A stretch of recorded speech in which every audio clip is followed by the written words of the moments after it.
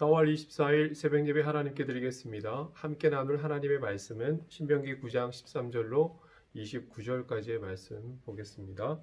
말씀 봉독하겠습니다. 여호와께서 또 내게 말씀하여 이르시되 내가 이 백성을 보았노라. 보라, 이는 목이 곧은 백성이니라. 나를 막지 말라. 내가 그들을 멸하여 그들의 이름을 천하에서 없애고 너를 그들보다 강대한 나라가 되게 하리라 하시기로, 내가 돌이켜 산에서 내려오는데 산에는 불이 붙었고 언약의 두 돌판은 내 두 손에 있었느니라. 내가 본즉 너희가 너희의 하나님 여호와께 범죄하여 자기를 위하여 송아지를 구워 만들어서 여호와께서 명령하신 돌을 빨리 떠났기로, 내가 그 두 돌판을 내 두 손으로 들어 던져 너희의 목전에서 깨뜨렸노라. 그리고 내가 전과 같이 40주 40야를 여호와 앞에 엎드려서 떡도 먹지 아니하고 물도 마시지 아니하였으니, 이는 너희가 여호와의 목전에 악을 행하여 그를 경노하게 하여 크게 죄를 지었음이라. 여호와께서 심히 분노하사 너희를 멸하려 하셨으므로 내가 두려워하였노라. 그러나 여호와께서 그때에도 내 말을 들으셨고 여호와께서 또 아론에게 진노하사 그를 멸하려 하셨으므로 내가 그때에도 아론을 위하여 기도하고 너희의 죄 곧 너희가 만든 송아지를 가져다가 불살라 찢고 티끌같이 가늘게 갈아 그 가루를 산에서 흘러내리는 시내에 뿌렸느니라. 너희가 다베라와 마사와 기브롯 핫다와에서도 여호와를 경노하게 하였느니라. 여호와께서 너희를 가데스 바네아에서 떠나게 하실 때에 이르시기를, 너희는 올라가서 내가 너희에게 준 땅을 차지하라 하시되, 너희가 너희의 하나님 여호와의 명령을 거역하여 믿지 아니하고 그 말씀을 듣지 아니하였나니, 내가 너희를 알던 날부터 너희가 항상 여호와를 거역하여 왔느니라. 그때 여호와께서 너희를 멸하겠다 하셨으므로 내가 여전히 40주 40야를 여호와 앞에 엎드리고 여호와께 간구하여 이르되, 주 여호와여, 주께서 큰 위엄으로 속량하시고 강한 손으로 애굽에서 인도하여 내신 주의 백성 곧 주의 기업을 멸하지 마옵소서. 주의 종 아브라함과 이삭과 야곱을 생각하사 이 백성의 완악함과 악과 죄를 보지 마옵소서. 주께서 우리를 인도하여 내신 그 땅 백성이 말하기를, 여호와께서 그들에게 허락하신 땅으로 그들을 인도하여 드릴 만한 능력도 없고 그들을 미워하기도 하사 광야에서 죽이려고 인도하여 내셨다 할까 두려워하나이다. 그들은 주의 큰 능력과 표심팔로 인도하여 내신 주의 백성 고 주의 기업이로소이다 하였노라. 아멘. 출애굽한 이스라엘이 광야에 접어들어 도착한 곳은 호렙산이었습니다. 이곳은 이스라엘 역사에서 새로운 전기를 형성하게 된 중요한 곳인데요. 하나님께서 이스라엘과 시내산 언약을 체결하신 곳이었습니다. 모세는 40주 40야를 그 산 위에서 금식하며 하나님께 율법을 받았죠. 하나님께서 친수로 적어주신 돌판도 이때 받았던 것입니다. 하지만 이 역사의 현장인 호렙산 기슭에서 이스라엘 백성들은 놀랄만한 일들을 벌이고 말았죠. 모세가 호렙산에서 오랫동안 내려오지 않자 그들은 여호와의 성산 아래에서 우상 숭배를 저질렀던 것입니다. 그것도 하나님께서 출애굽 시에 애굽 사람들로부터 빼앗아 주신 폐물을 모아다가 금송아지를 만들어서 그 금송아지 앞에 절하며 뛰놀았다는 것이죠. 이 금송아지의 형상은 당시 애굽에서 섬기던 아피스라는 신의 형상이었습니다. 이스라엘은 이 송아지 신상을 만들어 놓고 가증스럽게도 그것을 가리켜 하나님이라고 말하며 그 앞에서 절기를 지키려고 했다고 출애굽기 32장은 기록하고 있습니다. 그래서 하나님은 모세에게 빨리 너 산에 내려가라. 그러한 이스라엘의 패역함을 보라 라고 말씀하시면서 내가 그 이스라엘을 진멸해 버리고 너를 통해서 더 크고 강대한 나라를 시작하시겠다 라고 말씀하십니다. 하나님은 고린도전서 5장 11절에서 이렇게 말씀하십니다.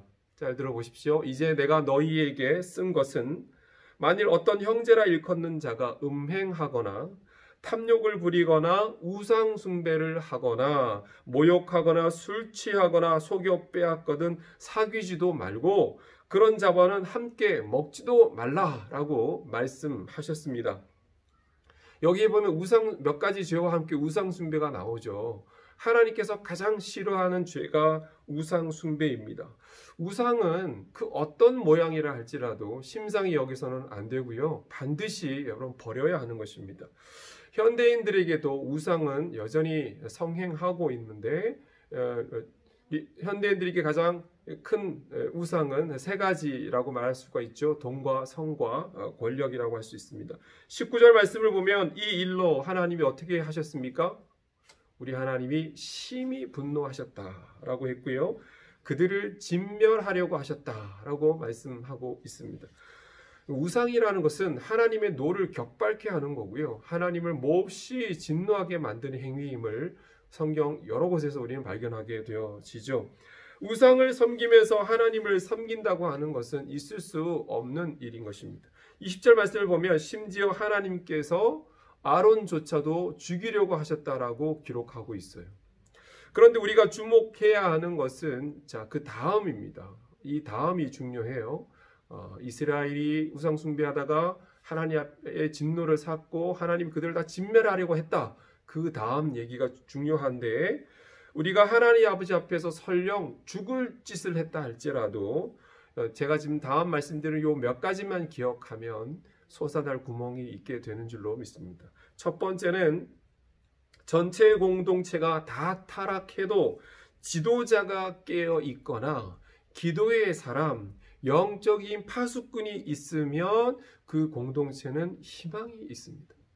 본문 25절에 보면 모세가 이스라엘 공동체와 하나님 사이의 중보자가 되어서 여호와 하나님 앞에 살려달라고 간구하는 장면을 보게 되어지죠.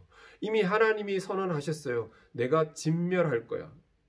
내가 이들을 다 쓸어버릴 거야 라는 말씀을 하셨음에도 불구하고 모세가 포기하지 아니하고 하나님 앞에 살려달라고 간구하죠. 지도자가 중요한 이유가 바로 여기에 있습니다.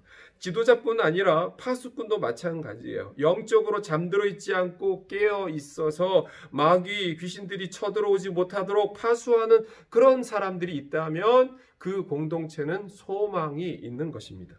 저는 우리 진감교회에 이런 영적 파수꾼들이 더욱더 많아지기를 소원합니다.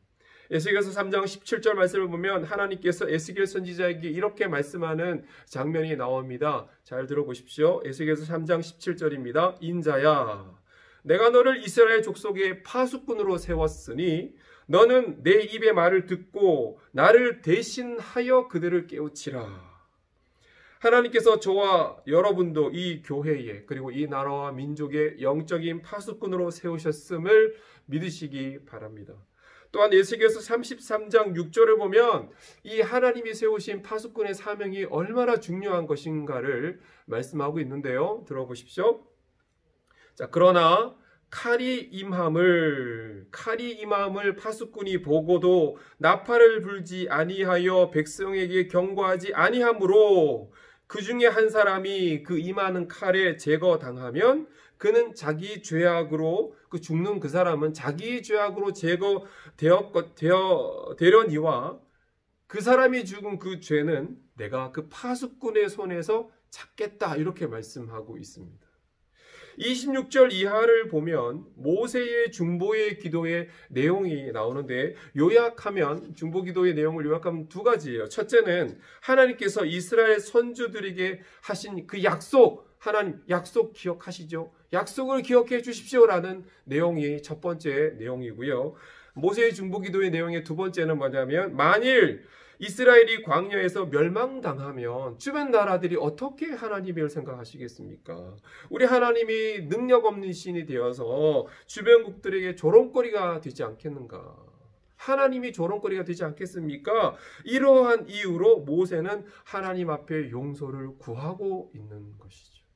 하나님의 언약의 말씀에 기초해서 중보기도를 했고 우리가 살고 죽는 것이 중요한 게 아니라 하나님의 영광을 위해서 중보기도를 했습니다.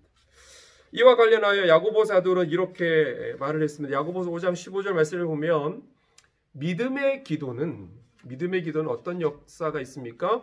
병든 자를 구원하리니 주께서 그를 일으키시리라. 그 다음에 보면 혹시 그가 죄를 범하였을지라도 사하심을 받으리라. 혹시 그가 죄를 범하는 일이 있었다 할지라도 살려주시겠다는 거예요. 병든 사람뿐만 아니라 범죄함으로 죄악된 길을 가는 사람이 있더라도 우리는 어떻게 인간이 교회에 뭐 직분자가 돼서 어쩌고 저쩌고 인간이 저럴 수 있어 이렇게 비난만 해서는 안 되고, 물론 비난받을 만한 짓을 했겠죠. 그렇더라도 비난하고 정죄만 할 게 아니라 그를 위해서 기도하면 무슨 일이 벌어진다는 거예요? 네, 죽을 죄를 지었다 할지라도 다시 살아나는 역사가 있게 되어진다라고 말씀하고 있습니다. 여러분, 세상에 죄 짓지 않는 사람 어디 있습니까? 모두 연약하고 우리 모두 다 크고 작은 실수를 하죠. 그럴 때 우리는 물론 하나님의 공의로운 손 아래에서 우리가 두렵고 떨리는 마음도 가져야 되지만, 동시에 그 사람을 향한 연민, 그 사람을 향해 불쌍히 여기는 마음을 가져야 되겠습니다. 그를 위해서 비난하기보다는 중보기도를 하는 저와 여러분의 모습이 되어야 되겠습니다. 저는 저와 함께 우리 진광교회를 건강하게 세워갈 영적 파수꾼들, 기도의 군사들을 달라고 하나님께 늘 그렇게 기도합니다. 바라기는 다른 사람이 아니라 바로 이 말씀을 들은 여러분 한 분 한 분이 그런 기도의 용사가 되어 주시기를 부탁을 드립니다. 아론과 훌처럼 저의 오른팔을, 저희 왼팔을 붙들고 지쳐 내려오는 팔이 다시 내려오지 않도록 옆에서 떠받치는 그런 기도의 용사들, 기드온과 함께 여러분 죽음을 무릅쓰고 나라를 구했던 기드온의 300 용사와 같은 그런 기도의 일꾼들이 늘 있기를 기도하고 있습니다.